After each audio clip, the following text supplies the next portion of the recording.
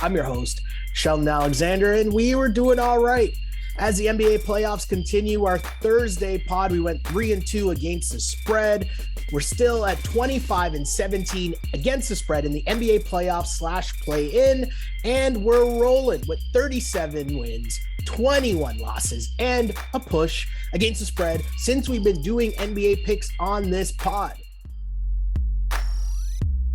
The other series in the East, Milwaukee at Boston. Game 1 was Sunday as the Celtics just got beaten down by Giannis, who, of course, the NBA's favorite debate, who's the best player in the world, took another turn. Giannis with the 24, 13, and 12 triple-double, alley-oop into himself. I mean, I was on the Celtics, loud wrong in that one as they just got blown out. And It's funny when you're watching you're on a team like that, you're on the point spread, and you're just watching the game like, oh, this is an early loser. The funny thing, though, was that it was an early loser because of Drew Holiday, which is what brings me to game 2. Game 2, Celtics are favored by 4. And of course, there will be adjustments because we're talking about different coaches and stuff like that. And, I want to see what the adjustment is on Giannis, but also will there be an adjustment on Giannis? Because he didn't really shoot that well. He just kind of beast moded his way to a productive game, which is what Giannis does. So I'm interested to see what happens with Drew Holiday, who was the X factor for Milwaukee. He came out gunning and he had a really, really good game for them. I want to see, can he do that again? Right? Mm-hmm. Clearly you come out in game 1 and the focal point is, hey, there's no Chris Middleton. We need you to score. We need you to score. But we've seen the work before from Drew Holiday. And I love Drew Holiday. Defense is always going to be there. The scoring is going to be up and down. So for that reason, I'm going to be on the Celtics here at -4 in game 2. And then I'm going to just adjust accordingly and watch how the rest of this series plays out. I feel like I know what I'm going to get from Giannis. Mm-hmm. I just don't know what I'm going to get from the other guys. A blowout game 1 win. Cool. Merry Christmas. Happy for you, Milwaukee. But I want to see the next game in Boston and see how Boston adjusts before overreacting and thinking, oh, Boston's done. Milwaukee's going to roll them without Middleton. That's where I'm at in this series. Where are you at? Yeah, and kudos to you for sort of being able to watch that game and then still come back and be like, yeah, I think Boston can right the ship here in game 2. And I'm not that I'm saying that I disagree, but that is an exercise in handicapping that is, a mental, mental strength, if you will, right? That you're going to have to be like, okay, this, that, or whatever, it wasn't as bad as it looked. Now we get into the shot quality numbers and the Bucks were, I think 57, something along like that, 57% to win the game based on the shot quality. And it should have been closer to a 4 or 5 point game, but the Bucks still had full value on a win because a lot of the times, right, you'll get a team pulling off an upset. And is it just shot making? Did they have the more difficult shots, but they made them, that sort of thing? And the answer is no, Milwaukee earned that.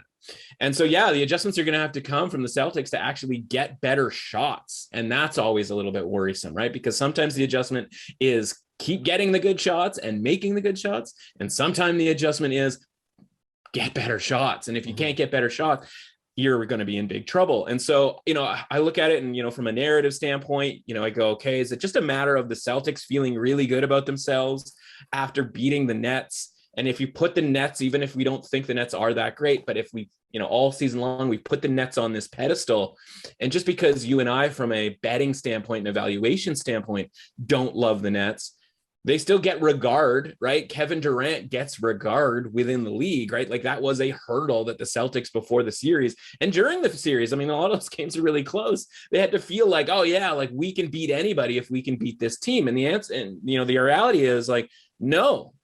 Just because you beat the Nets does not mean you can beat anybody, because the Nets aren't that team that was put on this pedestal all season long. And so they take the couple of extra days off, right, because of the sweep.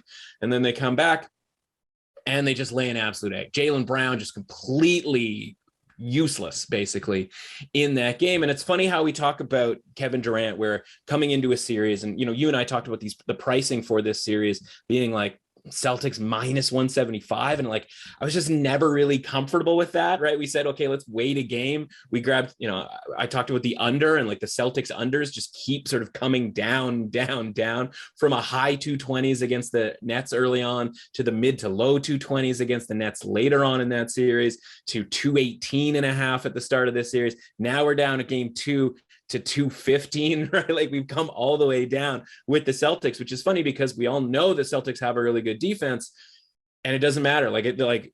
They keep lining these games really, really high, but we're getting closer to a point where we can no longer bet these unders. But when we talk about Kevin Durant, we go, okay, like look out, he can do it. He can do it on his own, right? Because we've seen him do it on his own. Because when we think of Kevin Durant doing it on his own, it's shooting, right? Like he's making shots. And that's the thing that we gravitate to. We go, look at this guy, like getting buckets. He's getting buckets, like blah, blah, blah, blah. We never talk about Giannis like that. Like we talk about him obviously with a regard for being a great player, but we never talk about like, oh, he can just win a game on his own, right? We always talk about like, oh, they need Middleton, they need Drew Holiday because of obviously the evolution of this Bucks team not becoming a championship team until they got pieces around Giannis. But Giannis going, rebounding, defense, and the assists, right, for the triple doubles. Like that's the element too that like Kevin Durant isn't even providing. And so when you talk about like the debate about who's the best player in the world right now, like somehow the defending NBA and finals MVP who was putting up like 40 points per game in an NBA finals game, like we still don't give him enough regard that when we come into this series, he's plus, 150 to win the series. And we're like, I got to see a game. I got to watch a game first. It's like, how about we just bet on the best player in the world who affects the game in more than just getting buckets, right? How about we just wash away the idea of, okay, you're only good if you're making hard, difficult shots. How about making easy shots around the rim? How about affecting other teams' shots around the rim the way that Giannis does, right? How about rebounding, defense, and passing as well? And so I just look back at this and I go like, how did we miss this opportunity, right? We're trying to talk about like, okay, how do we get the Celtics here? Because Middleton's out. I'm like, I don't even really like Middleton all that much, right? So like, why am I not grabbing?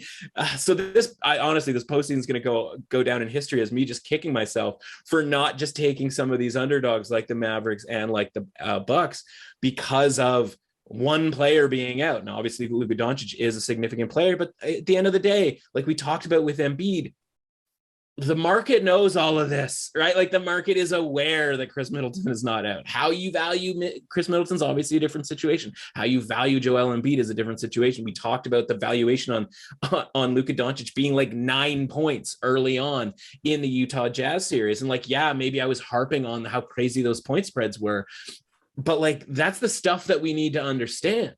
We need to understand how many points these guys actually matter to the point spread. And so the reality is, whether it's the Heat closing out their series, against the Hawks without some of their top players or all the guys that I just mentioned, right? Like Chris Middleton just doesn't matter that much in a 1 game, 2 game, whatever sample size. Now we see the line go from 5, it's ticking from 4.5 to 5. It's down to 4 in this game. And here we are in the same situation that the Grizzlies are in, where the Celtics are going to need to win this game to avoid potentially getting swept. Now, I think they have a better chance of winning a road game than maybe Memphis does against the Warriors. That's not all that surprising, considering the Celtics are still favored in this game and the Grizzlies are underdogs at home in their game, right? So obviously there's a rating difference from this standpoint. So I don't disagree with you. All that is to say, I don't disagree with you because of the must-win nature of this game. I was disappointed in the home court on Sunday afternoon, right? Like that was not the same atmosphere as it was against the Nets, the previous week. So yeah, I guess I'm back with you here on the Celtics -4. I guess I'm under 215, even though the number keeps dropping, but that was 189 points, something along those lines, right? We're not even remotely close to the total. And even the shot quality, I think, was like 101 to like 97, something along those lines, right? So we're still not even remotely close to a 215 total here. So I'm more likely to be back on the under than I am the Celtics, but at the Celtics -4, right?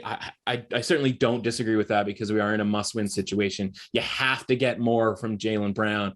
Luckily, Marcus Smart, they popped his shoulder back in, I guess. That was a scary moment for the Celts.